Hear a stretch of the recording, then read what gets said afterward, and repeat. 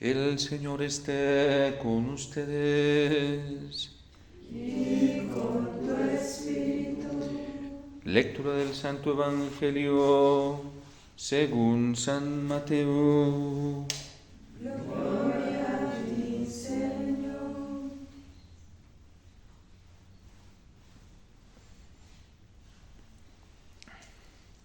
En aquel tiempo dijo Jesús al gentío: el reino de los cielos se parece a un tesoro escondido en el campo. El que lo encuentra lo vuelve a esconder y, lleno de alegría, va a vender todo lo que tiene y compra el campo. El reino de los cielos se parece también a un comerciante en perlas finas, que al encontrar una de gran valor se va a vender todo lo que tiene y la compra.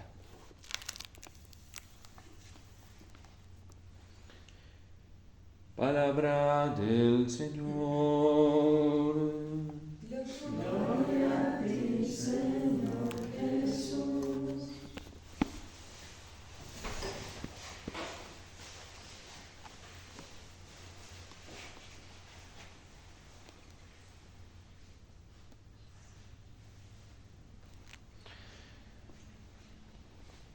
El Evangelio se vuelve para nosotros cada vez más fascinante cuando podemos encontrar en cada una de sus descripciones, de sus narraciones, la vida de tantos hombres y mujeres, la realidad que el mismo Evangelio narra, vivida en tantos hombres y mujeres. Hoy, esta parábola que utiliza el Señor, o esta narración parabólica del capítulo 13 de San Mateo, nos trae el parecido del reino de los cielos con alguien que encuentra un tesoro en un campo y va y vende todo lo que tiene para quedarse con aquel tesoro. ¿Quién, si no solamente el que está buscando incansablemente un tesoro, una riqueza, un bien mayor, un regalo extraordinario para su vida, va a hacer esto? Solo el que está buscando. Y solo el que está buscando puede encontrarse el tesoro, porque el que no busca no encuentra. El que no se esfuerza por encontrar algo más grande, pues tampoco lo va a encontrar. En la descripción de la crisis que nos cuenta Jeremías, que él tiene en varios pasajes del libro de Jeremías, hoy nos trae como la descripción más profunda de lo que significaba para él el Señor, lo que significaba para él seguramente desde muy muchacho la palabra del Señor. Tus palabras, si encontraba tus palabras, las devoraba. Jeremías es uno de esos muchachos buscadores incansables de la verdad. Jeremías es uno de esos muchachos que no se conforma con lo superficial de este mundo y quiere más. Jeremías es uno de esos insatisfechos con los bienes de este mundo porque se da cuenta y experimenta en su propio corazón que todos los bienes de este mundo son efímeros, los que él tenía en su contexto, los que él experimentaba en su propia realidad como muchacho. Jeremías es un hombre, un joven, un muchacho de esos que son críticos con lo mediocre, con lo superficial, y se da cuenta con mucha facilidad buscando la verdad de las cosas y buscando la verdad de la existencia humana, dónde está lo mediocre, dónde es lo incoherente, dónde está lo superficial.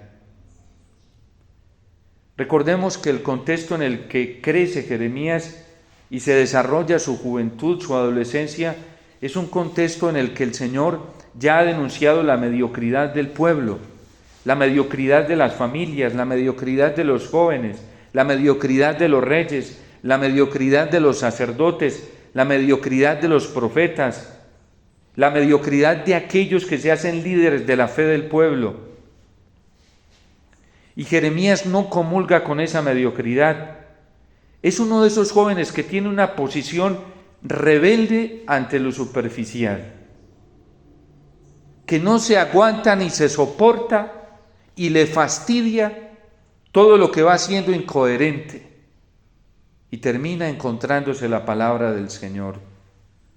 Encuentra el reino, encuentra el tesoro escondido y por eso encuentra en la palabra del Señor esa satisfacción para su propia existencia cuando todo lo que tiene alrededor lo insatisface, lo desilusiona, lo decepciona. Cuando todos aquellos que le hablan de la fe y le hablan de Dios lo decepcionan y se revela santamente a eso. Allí se va configurando su vocación profética. Cuando buscando al Señor, devorando sus palabras como Él mismo lo describe, escucha al Señor que le dice: Jeremías, te necesito. Una persona como tú me sirves para transformar el mundo. Una persona como tú me sirves para transformar todo el ambiente religioso del pueblo judío. Una persona como tú me sirve como un vehículo para mostrar mi verdad ante las naciones. Y Jeremías se asusta: ay de mí, madre mía, si yo apenas soy un muchacho. Eres un muchacho, pero ese es un muchacho que buscas la verdad. Eres un muchacho que no te conformas con lo mediocre, con la mentira, con el error. Eres un muchacho que te rebelas ante todo lo que no es coherente. Y por eso me sirves, Jeremías. Señor, pero ni siquiera sé hablar, no importa. Yo pondré mis palabras en tu boca. Y tú dirás todo lo que yo te diga e irás a donde yo te mande. Me sirves porque tú no te adecuas a vivir como ellos. Y por eso me sirves para enviarte a donde yo te mande. Porque todos estos que dicen obedecerme, cada vez me obedecen menos. Cada vez me hacen menos caso. Pero es que Jeremías hoy nos está contando qué significaba para él la palabra del Señor desde muchacho. Tus palabras me servían de gozo.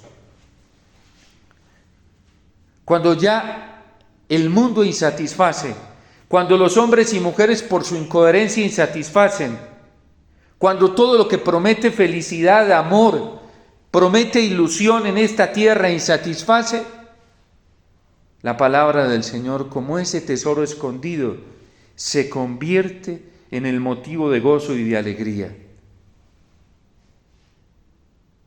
A Jeremías la palabra del Señor le hace arder el corazón de entusiasmo, de ilusión, de esperanza.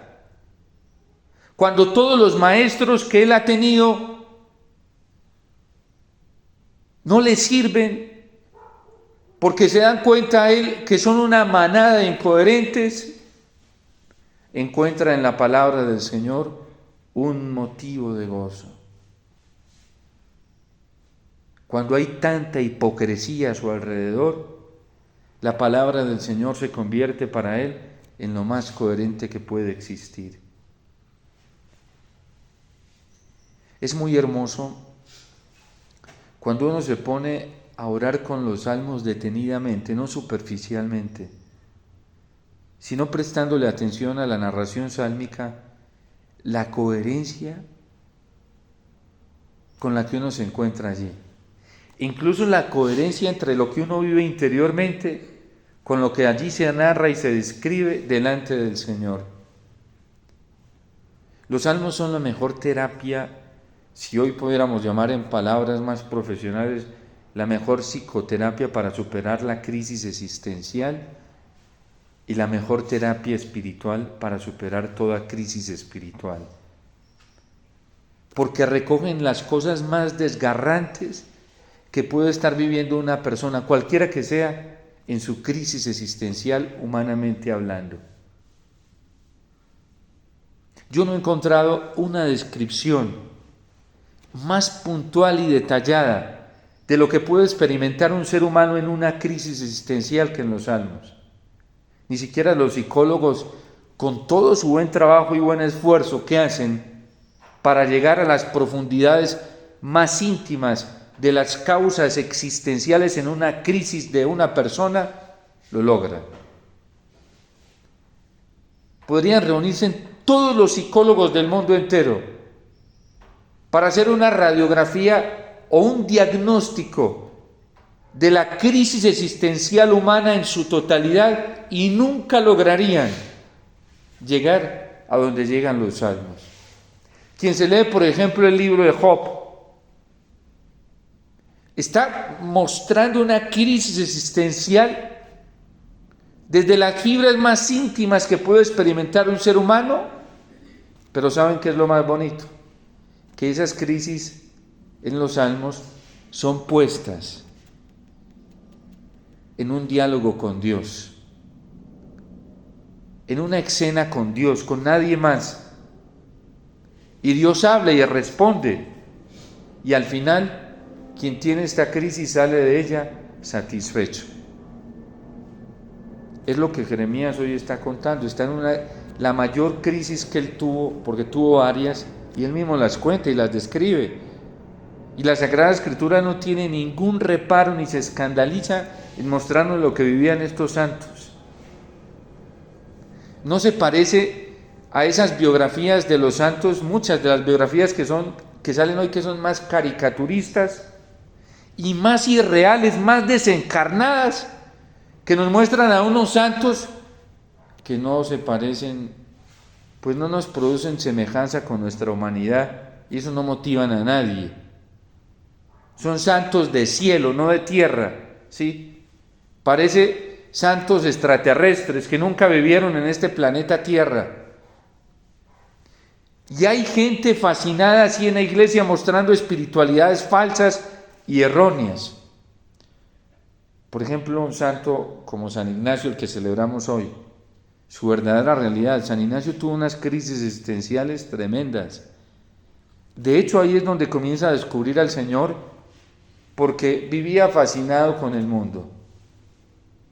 Le encantaba como soldado ir a ganar victorias para obtener buena fama ante las mujeres, y sobre todo a una que lo tenía cautivado. Y que económica y socialmente pues estaba muy distante de San Ignacio, o San Ignacio más bien de ella. Y esa era su pasión.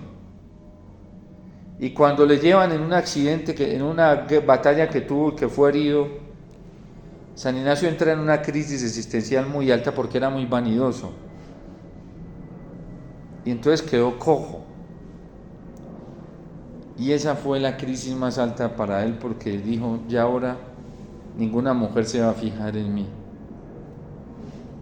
El problema no era el dolor, ni que le hubieran partido un pie. El problema era que ninguna mujer que él quería conquistar se iba a fijar en él. Y se le cayó la autoestima al piso. Y entonces ya cuando comienza su recuperación y está ya casi aliviado, le llevan, a él le encantaba leer libros de caballería, de novelas, donde habían héroes que eran recibidos en los pueblos y en las ciudades como héroes, y las primeras que salían derretidas con esos héroes eran las mujeres, las más jóvenes, las más bonitas, y él se ilusionaba con eso. Parecido a lo que hacen las novelas hoy con las emociones humanas, y cogen y empeliculan a la gente por allá y la suben en un mundo irreal, y cuando a San Ignacio en la vida real no se le cumplían esos sueños, se le decaían los ánimos. La gente hoy anda en crisis existencial, deprimida por eso, porque ¿qué hace el mundo hoy?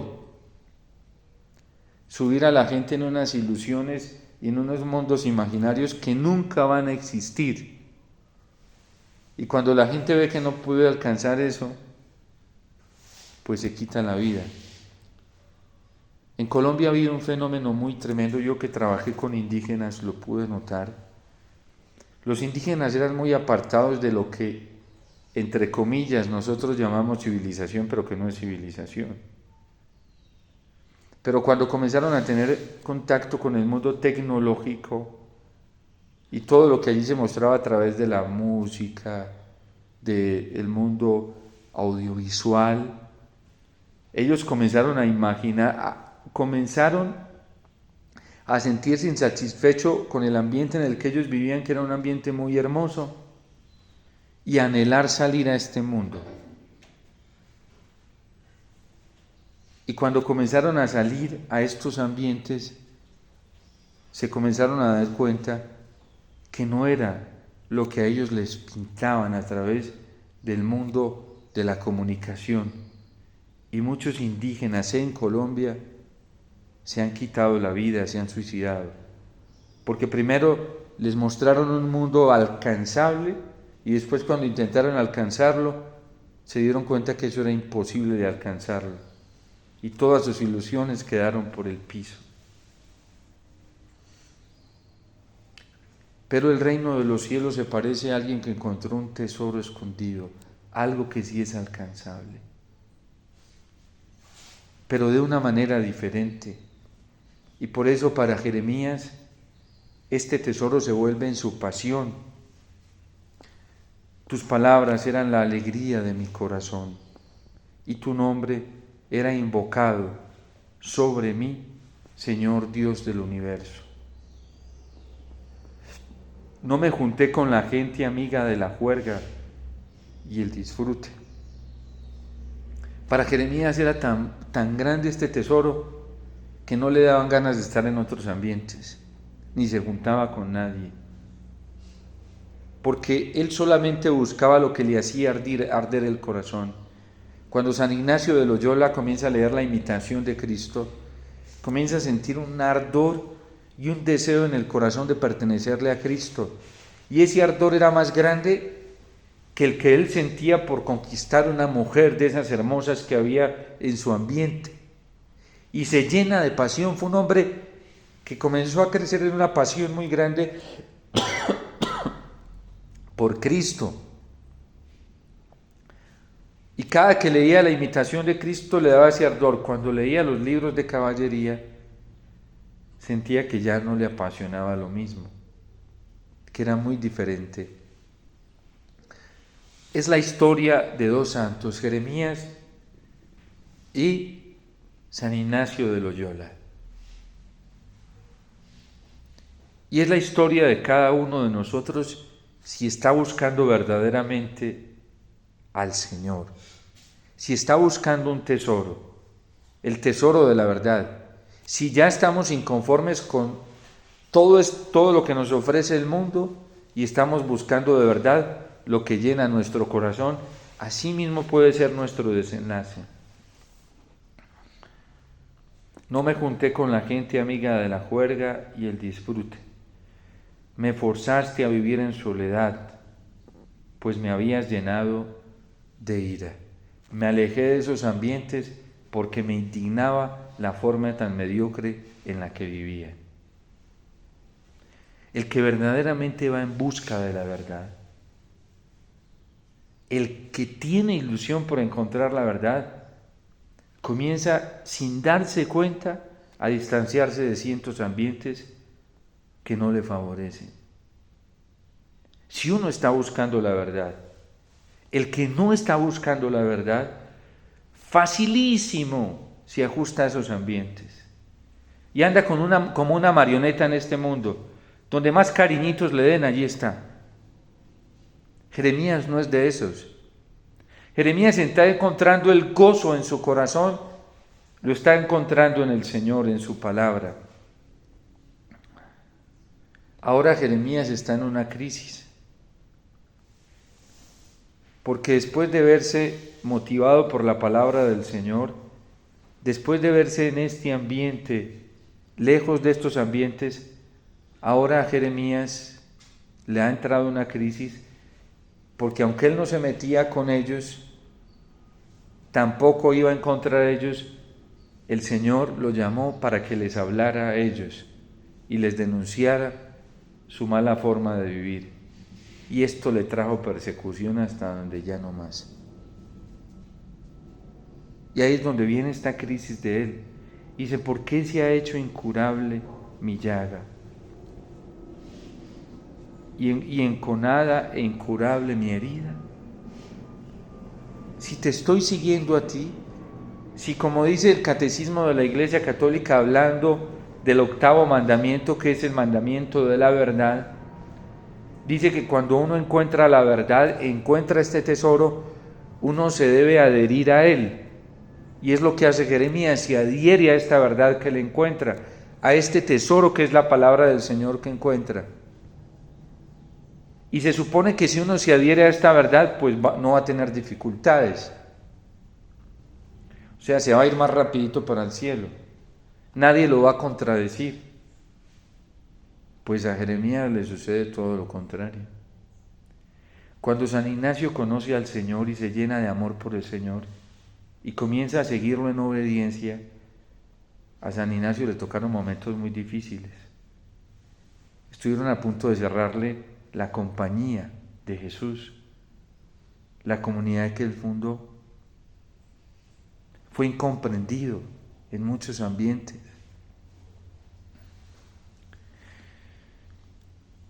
Te has vuelto para mí arroyo engañoso de aguas inconstantes. Yo pensé que tú ibas a seguir así como al principio. Y entonces el Señor le responde: si vuelves, te dejaré volver.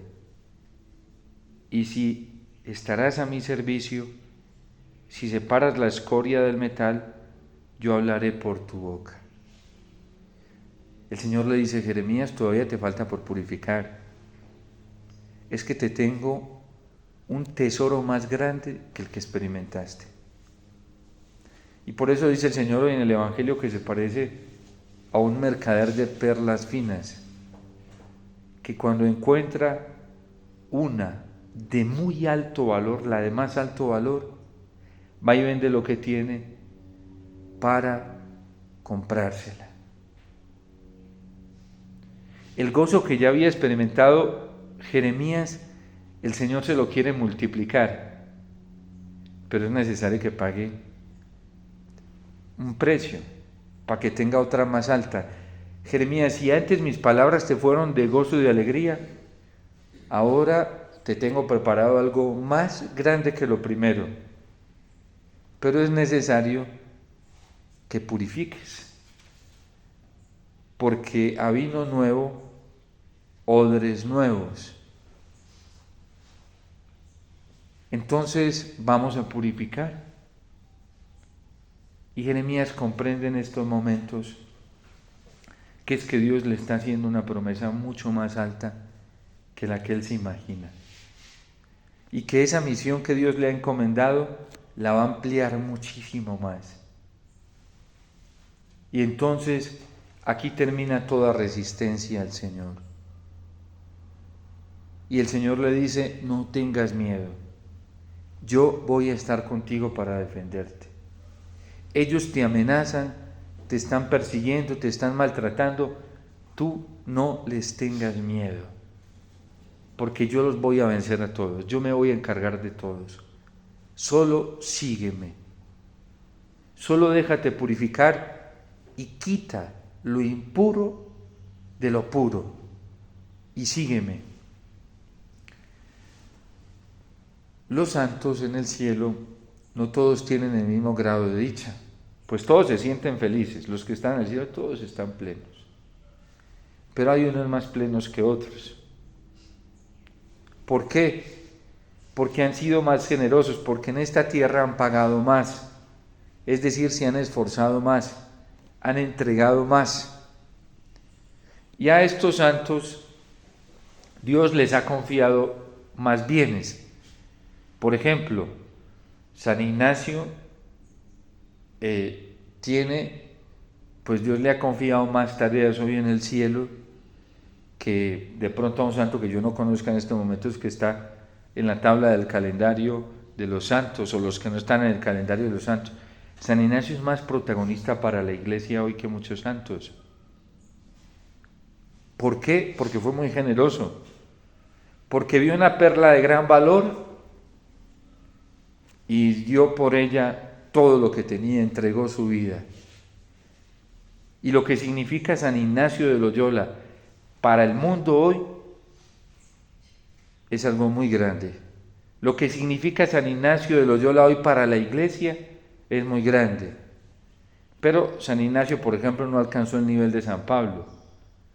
¿Por qué? Porque San Pablo fue más generoso. Tiene un significado mucho más grande San Pablo para nosotros que San Ignacio. Y entre ellos no hay problemas en el cielo, sí. De hecho, San Ignacio se admira de San Pablo, de todo el amor tan grande que San Pablo tuvo por Cristo.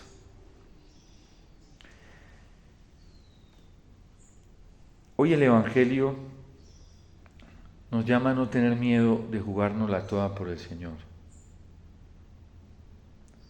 Si uno quiere encontrar dicha, satisfacción en un mundo como el que hoy, pues hay que comenzar a hacer lo de Jeremías, a rebelarse contra toda mediocridad en este mundo, a rebelarse con toda hipocresía, incluso la que hay dentro de la iglesia, en muchos sacerdotes, en muchos consagrados, en muchos obispos, en muchos laicos. Nosotros no podemos, como le dice el Señor a Jeremías, que ellos vuelvan a ti, pero tú no vayas a ellos. Si algo tenemos que hacer hoy, llenos de pasión por el Señor, encontrando la motivación en la palabra del Señor, es no conformarnos a esa hipocresía que hay hoy en el mundo y que hay dentro de la iglesia, porque hay mucha gente hipócrita. Y si nosotros nos ponemos a tomar café y tinto con la hipocresía, ¿qué nos va a pasar? Nos volvemos hipócritas. Si nosotros nos vamos para cenas y acontecimientos sociales y a celebraciones con gente hipócrita, ¿qué nos va a pasar? Recuerden lo que decían nuestros abuelos: el que anda entre la miel, a algo se le termina pegando. Si algo tenemos que ser nosotros con este tesoro que el Señor nos confió, es celosos. Así nos digan amargados, antisociales, bueno, una cantidad de cosas que suelen decir hoy, creídos, como en nuestro ambiente paisa, ¿sí? Así nos digan, no importa. Si yo como sacerdote me comienzo a ir, me voy a tomar tinto y café con la hipocresía, que se me pega la hipocresía. Y uno ya a estas alturas de la vida se va dando cuenta dónde hay hipocresía, dónde hay doblez, dónde hay gente que le gusta filtrear con los de derecha y con los de izquierda para tener a todo el mundo contento. Ese es un hipócrita. Un hipócrita es el que quiere agradar con todo el mundo, aquí, para tener a todo el mundo en el bolsillo. No, Señor. Ese no es amante de la verdad. Ese no busca de la verdad. Y esa diplomacia hay hoy en la iglesia, en obispos, en sacerdotes, en predicadores. Gente que solo ha convertido el Evangelio en un instrumento de política y en un instrumento de diplomacia para tener contento a todo el mundo. Como si nosotros en la iglesia fuéramos sociólogos. ¿Qué hacen los sociólogos? Se van a estudiar un ambiente social, a ver cuáles son las tendencias culturales, educativas, religiosas de estos y estos. Y entonces comenzamos a agradarle a todo el mundo. Y a los sacerdotes nos ponen incluso a veces, hay orientaciones formativas. Mire bien usted a qué clase de público le va a hablar para que le agrade a todo el mundo. Y dejamos de predicar la verdad del Señor para agradar a todo el mundo. Y entonces cogemos un texto bíblico, lo escogemos de acuerdo al ambiente. Y si nos toca cortarle unos versículos y no decirlos, para que la gente no se vaya a sentir, yo sé que se siente incómodo con esto, entonces mejor no digamos esto. Y vamos trasquilando al Señor, la verdad del Señor, para tener contentos a todo el mundo. Nada más fascinante en este mundo que uno irse en contra de la corriente. Yo en estos 5 años de ministerio sacerdotal no he podido experimentar cosas más apasionantes que navegar en contra de la corriente. Eso llena de pasión el corazón. Y cuando llego a la Eucaristía eso me lo hincha porque digo, me da un motivo para venir a la Eucaristía. Y eso nos hace sentir más cerca del Señor. Eso nos hace oler el cielo, aunque todavía no lo hemos alcanzado por nuestras imperfecciones, lo podemos oler más cerca, casi que tantearlo y anhelarlo y desearlo, porque es que la vida del cielo en nada se parece a la vida del mundo. Más bien, la vida del mundo tiene que parecerse a la del cielo.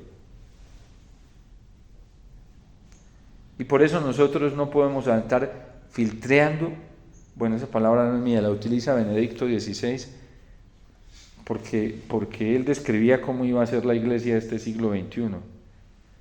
Y decía que iba a ser un pequeño grupito de gente fiel a la verdad. Pequeño. Hoy ya en la iglesia se ve eso. En esta iglesia católica, en esta institución, que además es humana también, y como humana es una sociedad, una institución social, pero es divina, vamos viendo qué es lo que está más cerca de lo divino y qué es lo que está más aferrado a lo humano. Y por eso nosotros no podemos dejarnos manipular. Yo como sacerdote lo he visto. En estos 5 años, uno escuchando, atendiendo gente, yendo aquí, yendo allá. Yo recuerdo en ciertos grupos que a veces iba a predicar, ya no me invitan. Bendito Dios, sí. Más tiempo me queda para atender las almas, sí. Y entonces llegaba un cierto grupo y me decían, padre, vea, ahora que usted va a predicar este retiro, hable de esto, de esto, de esto, de esto. Yo me quedaba acá. Al principio caía picaba en el anzuelo y me incomodaba y les decía, no, yo voy a predicar lo que me diga. Después yo me reía y decía, ¿para qué les digo? Porque es que le condiciona. Hay laicos que le condicionan a uno la celebración. Y le dicen, y hay sacerdotes que se dejan manipular, muchos. Y celebran de acuerdo a lo que les digan y tienen un lenguaje, llegan y le dicen a uno, ay, es que tal padre que vino a celebrarnos nos celebró así y así y así y así. Ya uno sabe qué le están diciendo, ¿sí? Ya están diciendo, padre Omar, por favor celebre así, pero es una diplomacia, un artificio. Ay, es que tan bueno, tuvimos un retiro espiritual con tal y tal sacerdote y vino y nos dijo, cuando uno va a predicar, ¿usted cree que para qué le dicen a uno eso? Pues es muy tonto el que no se dé cuenta, ¿sí? Supremamente tonto, que usted vaya a predicar un retiro y le traigan, le evoquen a otro sacerdote que les predicó un retiro de esta manera. Le están diciendo, padre, por favor, predíquelo así. Y hay sacerdotes que se dejan manipular. Y hay laicos manipuladores, calculadores. A mí me ha tocado, por eso a veces uno mella en ciertos ambientes. Y dicen, es que ese padre Omar no se deja corregir, es que, gracias a Dios, ¿sí? Yo me dejo corregir de gente que yo vea que es coherente, ¿sí? Del que no es coherente, de una vez voy echando bendición a esas palabras, Señor, que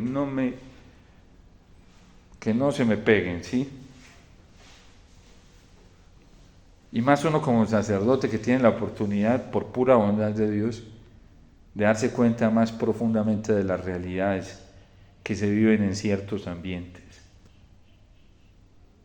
Jeremías fue un irresistible a eso. A mí me apasiona mucho la vocación de Jeremías, muchísimo, más la de Jesús, ¿sí? Pero es que uno se encuentra unos personajes en la Sagrada Escritura que uno dice, qué belleza, qué hermosura. Padre, o a veces llegan y dicen, padre, ¿usted por qué no se lee este libro? Leas este, sí. Y ya uno va conociendo ciertos tipos de personas, no todos son así. pero hay ciertos tipos de personas que es para alinearlo a uno, ¿sí? Para irlo alineando. Entonces yo les digo, bueno, apenas me quede tiempo, lo que pasa es que estoy tratando de leer el catecismo, todavía no he terminado, pero apenas termine, ¿sí? Es que tenemos que alinearnos a la iglesia. A mí me han dicho mucho en muchos sectores, porque lo he vivido, pero ha sido una bendición. Hoy me doy cuenta de los regalos más fascinantes que el Señor me ha permitido vivir dentro de la iglesia. Usted no puede predicar así, usted no puede hablar así, usted no... A veces me he ido hasta confesar y yo voy a confesar mis pecados. Sacerdote que me encuentre, yo aprovecho porque es la gracia de Dios, independiente quien sea. ¿Sí? Y entonces algunos, mire, es que vea, yo por dentro pienso, digo, pero si yo no estoy pidiendo una dirección espiritual. Para eso tengo mi director espiritual hace 19 años, ¿sí? Yo asesoraba un movimiento, un grupo. Y un día les dije que me dijeran claramente cuál era su orientación verdadera, porque me estaba dando cuenta de unas ambigüedades y unas confusiones. Y denme vueltas. Y yo, no me den vueltas, dígame cuál es la postura una vez. Y me dijeron, y yo les dije, por ese camino no es, porque no es el camino de la iglesia. Entonces me dicen, pero es que el catecismo también se equivoca. Católicos. Movimiento católico. Ay, por dentro yo dije, no es, pero me voy a dar la oportunidad, no voy a hacer un prejuicio así a la loca. Voy a darme la oportunidad de utilizar mi cabecita, mi razón, que el Señor me la confió para eso. Yo no puedo ser vehemente de ir apasionadamente diciendo, bueno, mándame todo, yo voy y lo miro. Después lo miré y les dije, no voy más. Y entonces me dice, padre, usted está en un error. Usted no debería ser. Le dije, es que yo no te llamé a pedirte consejos, te llamé a decirte que yo no sigo por ahí, me quedo con la iglesia. Yo no sigo por ahí. Pero es que, padre, le dije, mira, yo tengo mis superiores y tengo mi director espiritual. Si necesito aclarar algo, iré donde ellos, que tienen la autoridad para ayudarme. Y después me dijo, no, perdóneme, padre, sí, tiene toda la razón. Pero hay laicos que son igualados. Un día llegó un laico aquí a decirme, usted no puede predicar así. ¿Cómo así? Y enseguida van y me denuncian.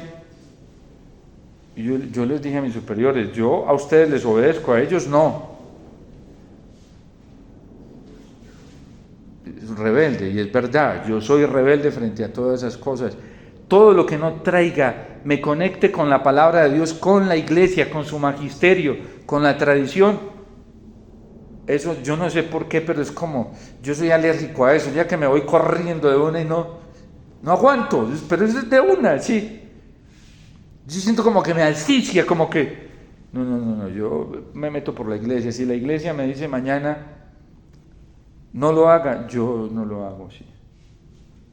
Pero tiene que ser la iglesia, no algunos que quieren manipular a la iglesia para decir errores. Gracias a Dios yo me he dedicado todos estos años, más de 17, 18 años, a ir conociendo a la iglesia a través del catecismo ahí.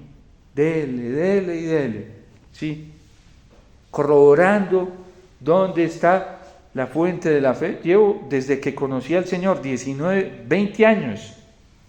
Lo primero que hice, y eso me lo inspiró el Señor, fue comprarme un catecismo y una Biblia. Y dele ahí con el catecismo, dele. Y hay ambientes formativos donde yo digo, hay cosas que no, yo levanto la mano y digo, oiga, pero esto no está aquí. Y eso le dicen, uno es cerrado, uno es un tapado, uno es un bruto, bueno, todo lo que, sí. Pero bueno, gracias a Dios, yo escogí una maestra muy buena, sí, que tiene las mejores especializaciones. Se ha preparado durante 2000 años. Tiene experiencia, tiene conocimiento, tiene la gracia de Dios y es la Santa Madre Iglesia. Miren, y hay sacerdotes que no llevan su orientación pastoral desde la iglesia. Ustedes se dan cuenta, hay obispos que ni conocen el catecismo, ni lo conocen. Eso sí, conocen de teología y una cantidad. Hay sacerdotes que no, y si utilizan el catecismo es para defender sus posturas, pero no el depósito íntegro de la fe como nos lo expone la iglesia allí. San Ignacio fue un amante de la iglesia impresionante. Para él, Cristo y la iglesia. Y menos mal, la iglesia no es un obispo o un sacerdote, por muy intelectual que sea, o un cardenal, o un solo papa, tampoco, o un solo bautizado, o un grupo de personas. La iglesia es una realidad, es un misterio que lleva viva más de 2000 años y nadie la ha podido acabar. San John Henry Newman, era anglicano. Y cuando se dio cuenta que ni siquiera nosotros los de la jerarquía, con nuestras incoherencias y con todo el daño que le hacíamos a la iglesia, la habíamos podido acabar, concluyó, esta es la verdadera iglesia de Cristo. Si los más cercanos, entre obispos, sacerdotes, religiosos y religiosas, con todo lo que han hecho, no la han podido acabar, es porque y eso lo enamoró de la iglesia. Y se hizo católico. Y hoy es santo. Y fue un defensor de la moral y de la conciencia, de la libertad de la conciencia. ¿Y dónde encontró toda esa doctrina tan bella? En la iglesia católica. La iglesia es hermosa. Y nosotros debemos enamorar. Y hoy pidámosle a San Ignacio esa gracia. La iglesia, yo hoy nunca había estado tan enamorado de la iglesia como hoy. Y en estos últimos años, en estos 5 años de vida sacerdotal, eso he aprendido, a conocer más la iglesia y a amarla. Yo no me había encontrado un ser tan hermoso y tan bello como la iglesia. Y entre más veo de adentro que me tiran los de adentro, más la amo y le digo, me la acerco a los brazos, me dejo abrazar por ella y digo, gracias porque te tengo a ti. Gracias porque la iglesia es hermosa. Porque ella a mí me ha dado testimonio de valor por la verdad. No algunos que se creen y se presentan como hombres de iglesia sin serlo. Yo la he visto en los santos. Un santo como San Ignacio. Yo la he visto en sacerdotes hermosos, bellos, pocos. Y vuelvo y digo, esos no son de redes sociales. El Señor me ha permitido conocer una belleza de sacerdotes en estos 5 años de ministerio sacerdotal, pero no en YouTube, ni en Facebook, ni en Twitter, nada de eso. De pie a pie, ¿sí? Pero unas bellezas. Yo digo, esto me enciende para vivir el ministerio sacerdotal bien, para amar esta vocación tan sagrada. Porque hay sacerdotes que en vez de inspirarlo a uno, válgame Dios, hay que orar por ellos, pobrecitos. Y es nuestra tarea amarlos. Nosotros tenemos que adoptar a todos los sacerdotes en nuestro corazón para traerlos al altar y amarlos a todos. Y amarlos como Cristo los amó. Cuando Cristo vio que Judas lo iba a vender por unas monedas de plata, allá se fue con amor a lavarle los pies. Eso sí, Cristo no se fue a seguir la avaricia de Judas, jamás. Cuando sabía que Pedro lo iba a negar, allá le lavó los pies. Y con Judas fue claro, uno de entre vosotros me va a entregar. Con Pedro también fue clarísimo. Cristo no vio y le dijo, me negarás, pero yo no voy a dejar de amarte. Y así a los apóstoles dijo, me van a abandonar. Herirán al pastor y se dispersarán las ovejas. Me van a dejar solo. Pero igual yo los voy a amar. Mire, hoy hay mucha mediocridad dentro de la iglesia, mucha mediocridad en la vida sacerdotal, en la vida consagrada, mucha mediocridad en obispos, mucha mediocridad en laicos, y hay que amar.